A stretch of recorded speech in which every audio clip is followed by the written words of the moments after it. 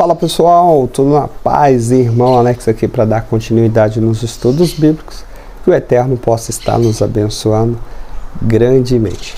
Se por acaso você não recebe as mensagens e queira receber, manda um oi para o 61 99119 2421, Irmão Alex.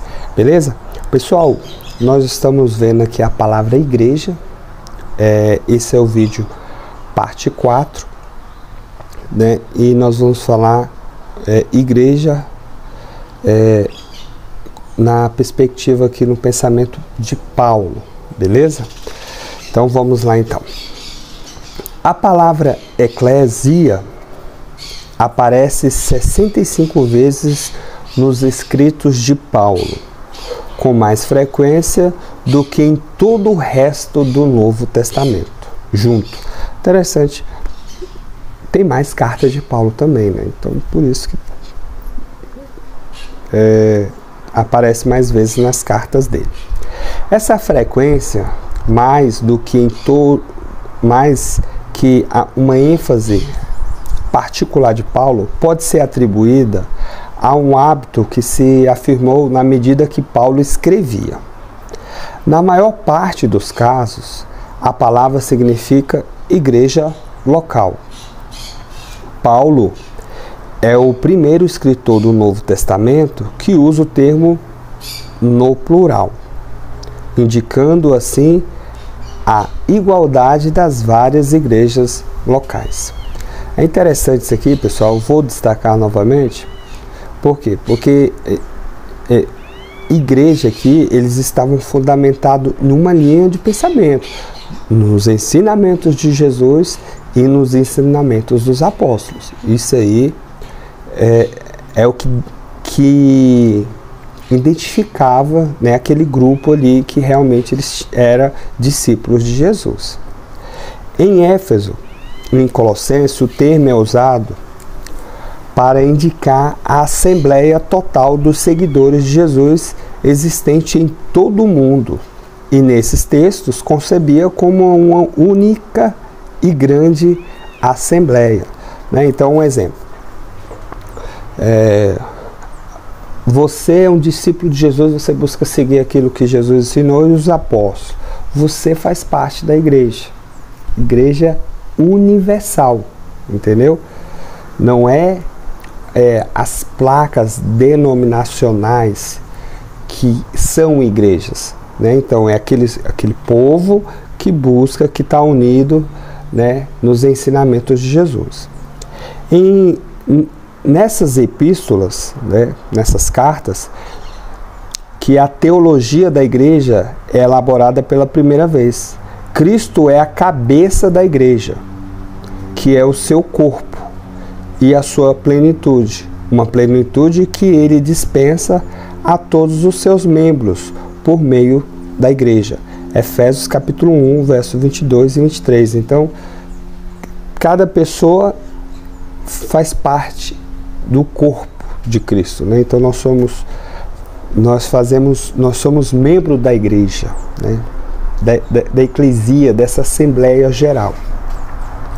Sendo aquele por meio do qual existe toda a criação. Cristo é a cabeça do seu corpo, a igreja, e o princípio mediador do qual se realiza a plenitude da igreja.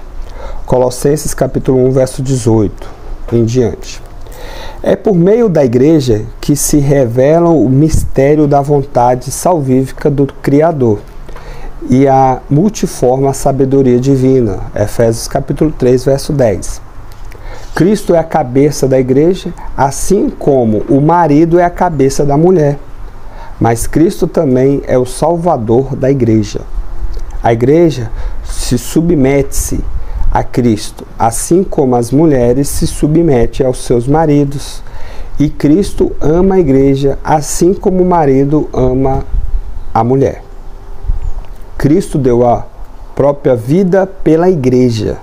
Assim, ele santificou a igreja, purificando-o no banho do seu sangue e na palavra do batismo.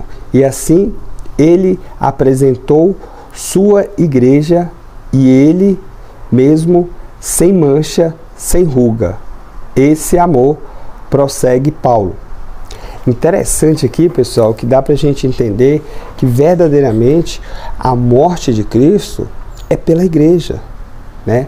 É pelo povo, é pelos seus discípulos que Cristo morreu. Cristo não morreu pelo mundo, né? Tem vezes que está lá passar a palavra mundo, né? Só que não, foi pelo o povo, pelos seus discípulos. Não faz sentido ele morrer por uma pessoa que vai rejeitar, ou que essa pessoa ela não vai ser salva, né? Então não faz sentido. Então, para que aqui, que nem aqui falou, o sacrifício foi perfeito, entendeu? E para ele ser perfeito, ele tem que ter um efeito, entendeu? Tem passagens que falam isso. Então vamos continuar.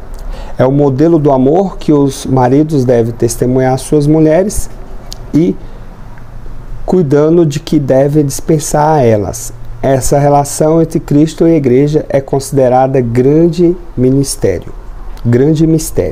Efésios capítulo 5, verso 22 e 32. Essa bela imagem também é sugerida pelos evangelhos, quando Jesus dá a si mesmo o título de esposo, em Mateus capítulo 9, verso 15, Marcos capítulo 2, verso 19. Retomando a antiga imagem do Eterno como esposo de Israel, que está em Oséias capítulo 2, verso 2, Oséias capítulo 14, verso 23, Jeremias capítulo 2, verso 2. A figura da igreja como corpo de Cristo está na base do apelo paulino à unidade e à cooperação dos cristãos. 1 Coríntios capítulo 12, verso 12. Romanos capítulo 12, verso 4 em diante. A unidade de um só corpo é simbolizada pelo pão único, né, que no caso eles colocam como a ceia, né? 1 Coríntios capítulo 10, verso 17. Isso aqui é uma ceia que tinha lá em Coríntios, né? Que era uma ceia que eles participavam lá, um tipo de Páscoa, né? Uma festa, era uma festa lá. Então o Eterno estabeleceu certas funções em uma determinada ordem na igreja. Pega uma passagem para dizer que o Eterno ele criou funções dentro das comunidades. Aí pega aquela passagem que fala que ele deu uns para doutores, profetas, tautólogos, para ajudante à igreja. Conferiu a cura na igreja, né? Assistência do governo e das línguas. Cada cristão deve cumprir a função que lhe foi atribuída sem procurar se intrometer nas funções dos outros. 1 Coríntios capítulo 12, verso 23. Paulo também compara a igreja como uma cidade, Efésios capítulo 12, verso 19. Edificada sobre os fundamentos dos apóstolos e dos profetas. Sobre o fundamento dos apóstolos, isso é interessante. Então, se for no fundamento, tem que seguir, né, o que os apóstolos ensinaram. Cuja pedra angular é o próprio Jesus Cristo, sobre quem repousa toda a construção. O edifício é o santuário sagrado do Senhor e os membros da igreja são incorporados em sua estrutura. Efésios capítulo 2, verso 20. Essa figura lembra a usada por Mateus capítulo 16, verso 18. A igreja do Eterno vivo é a casa do Criador, coluna e fundamento do edifício da verdade. 1 Timóteo capítulo 3, verso 15. Paulo dá aos membros da igreja o título de santos, né? Isso aqui é interessante, pessoal. O pessoal realmente tem várias passagens que chamam os discípulos de santos, né? Então, assim, aquela teoria de que a igreja histórica católica canona algumas pessoas, não, as cartas chamam todos os discípulos de santos. Não é aquela pessoa que fez alguma coisa a mais que ela foi canonizada. Isso aí não existe nenhuma passagem bíblica para canonizar pessoas, para dizer que aquela pessoa é um santo e fazer a imagem dela. Pelo contrário, reprova essa prática. Isto é, aqueles que amam o Criador, aqueles que são chamados. Romanos capítulo 3, verso 27 e 28. São chamados. Interessante. A igreja do Eterno. Aqueles que são santificados em Cristo Jesus, aqueles que são chamados por ser santos. 1 Coríntios capítulo 1, verso 2. Os santos eleitos pelo Criador. Colossenses capítulo 3, verso 12, 2 Timóteo capítulo 2, verso 10, Tito 1:1.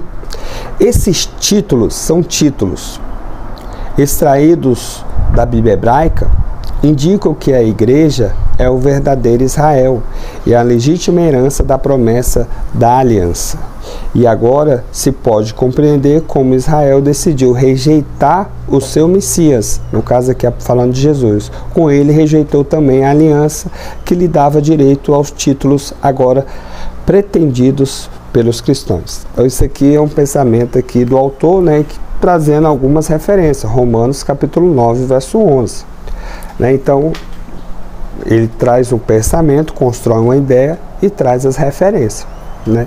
Mas trouxe muitas informações bacanas aqui, beleza? Não podemos esquecer, pessoal, igreja tem que estar fundamentada nos ensinamentos de Jesus e dos apóstolos, né? Infelizmente, se você for buscar atualmente, muitas igrejas estão fundamentadas em várias doutrinas e ensinamentos que foram construídos muitos anos depois de Jesus e dos apóstolos. Beleza? Fique na paz e um abraço do irmão Alex.